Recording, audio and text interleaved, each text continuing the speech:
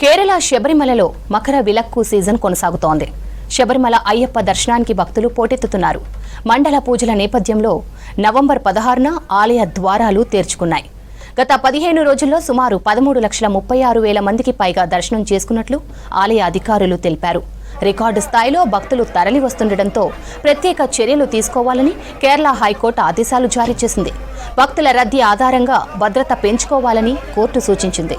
ఈ క్రమంలోనే రోజువారీ స్పాట్ బుకింగ్స్ కి మొత్తం 30,000 నుండి 5,000కు పరిమితం చేశారు అధికారులు.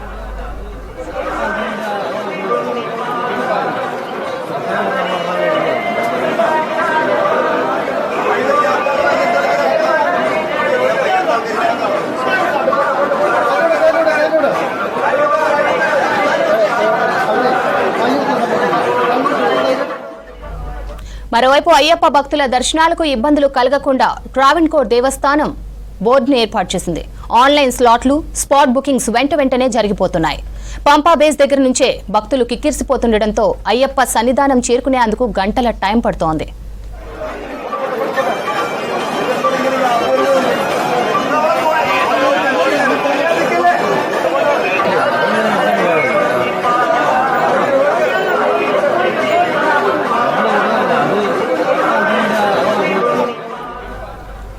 కేరళ శబరిమలలో మకర విలక్కు సీజన్ కొనసాగుతోంది. శబరిమల అయ్యప్ప దర్శనానికి భక్తులు పోటెత్తుతున్నారు.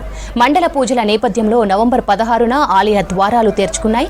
గత 15 రోజుల్లో సుమారు 13,36,000 మందికి పైగా దర్శనం చేసుకున్నట్లు ఆలయ అధికారులు తెలిపారు.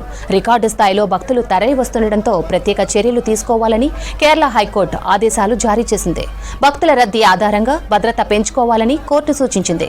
ఈ క్రమంలోనే రోజువారీ స్పాట్ బుకింగ్స్ 30,000 నుండి 5,000కు పరిమితం చేశారు అధికారులు.